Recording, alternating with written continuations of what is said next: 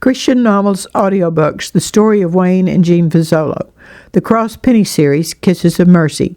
Episode number 125. Sophie bounded up to Gwen's apartment doorway before daylight on Wednesday morning and knocked. "You ready to run, girlfriend?" "I am," Trish answered.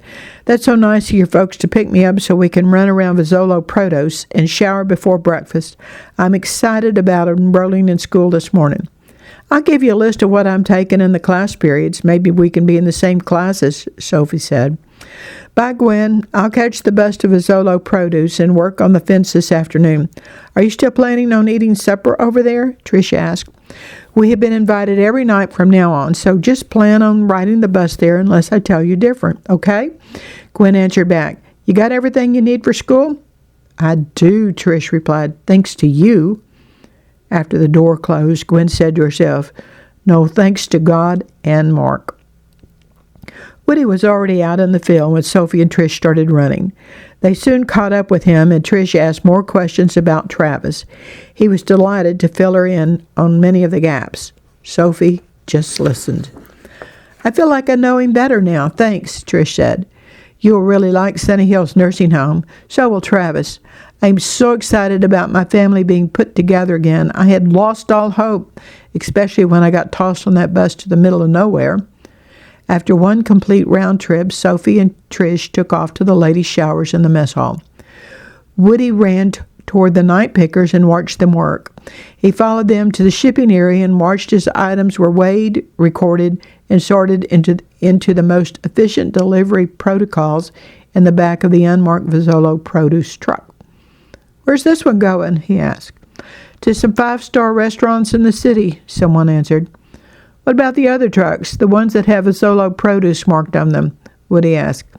"Big mess, lots of lies. Ask Wayne, Jean, Chester, or Eduardo," the worker answered as he loaded the last crate into the truck, closed the doors, and padlocked them.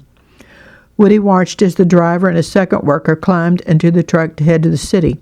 He was certain these two were American citizens because both were carrying firearms. Before he could finish this final lap, he watched as Eduardo drove the bus and stopped at the mess hall kitchen door and let out the first kitchen crew and the fence crew. Eduardo then picked up the night pickers who had unloaded the remaining picked produce at the kitchen mess hall. The fence crew met Chester on another bus by Tony's shed. They loaded it with wire and clips, gloves, clip benders, ladders, and the handy wire-holding jigs. Woody wandered past the racks of fresh produce in the kitchen and watched the first shift kitchen crew wash their hands and start the ovens to cook the breakfast casseroles waiting in the walk-in cooler, prepped by the kitchen crew the evening before. He watched them fix several large pots of coffee and a small one for themselves. He noticed the kitchen itself was spotless. Satisfied, he went back to the camper and got the things he needed to take a shower. Back in the bunkhouse, while Willie took his shower, Colton laid the napkin picture he drew in last night's moonlight on Willie's bed. In it, Beth was crying as she walked away. Willie's shoulders were slumped as he turned his back. Colton left the bunkhouse and met the other amigos already assembled with their Bibles at the picnic table to work on memorizing 1 Corinthians chapter 13 together. After the girls were ready for school, they joined them with their Bibles. Soon Mark met them there with his Bible. Gwen was just a few minutes later to work than normal. "I'm sorry," she said to Mrs. Fitzgerald. She entered the office and handed her a large stack of papers. "I'm going to get some hot decaf tea and an egg and cheese biscuit. Would you like for me to bring back something for you?" "No, Gwen, you sit down. You look a little tired this morning. Are you okay? I'll go get our breakfast. It's my turn anyways." "Thank you. I'm fine. I just didn't realize traveling with extra baggage," Gwen patted her growing tummy, "can make one so tired. It's like I've ballooned overnight to the size of a cow." "You'll really think that a little later on. At least I did," Mrs. Fitzgerald laughed as she left for the dining room.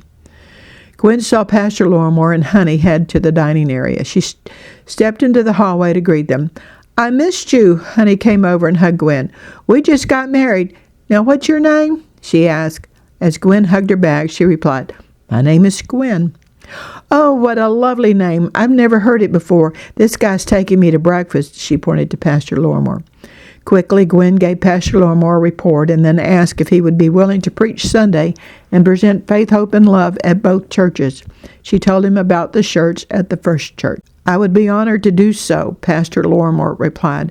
As a matter of fact, I've been praying about asking you if I could be one of Faith, Hope, and Love's ambassadors. I'll call both of these pastors after breakfast. They never feed me around here. I'm so hungry. Honey tugged on her husband's arm. Pastor Lorimer and Gwen both just smiled as Gwen said, "Thank you, Pastor."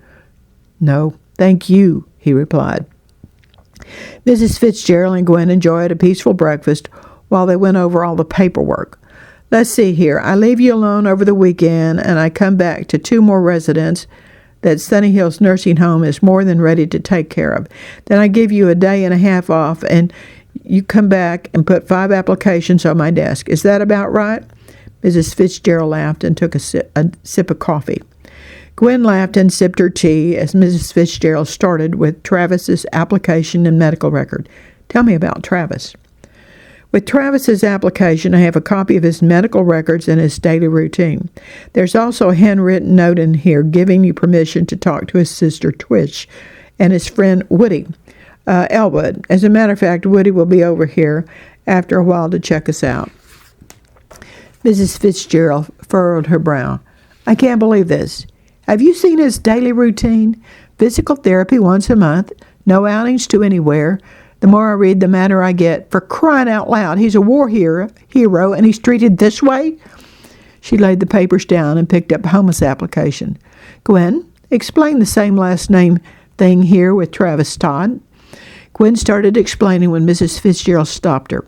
"All 4 of these are also war heroes." "That's it. Good job. I am approving all 5 applications, and Sunny Hills Nursing Home is more than qualified to take each one with their current medical conditions. Girl, you must have taken me very seriously when I told you I wanted a waiting list. Well, thanks to you, we now have one, starting with the next applicant. I'm putting Travis in a room by himself.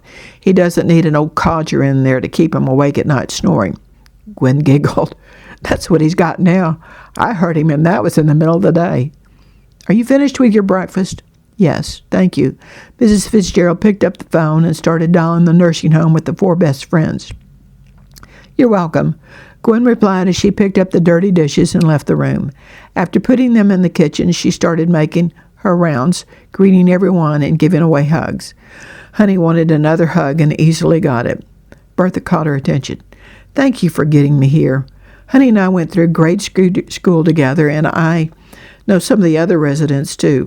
Can you come to my room for a little bit? I want to talk to you about something in private. There's lots of ears out here, you know," she whispered to Gwen. "Sure." Gwen walked with Bertha to her nearby room.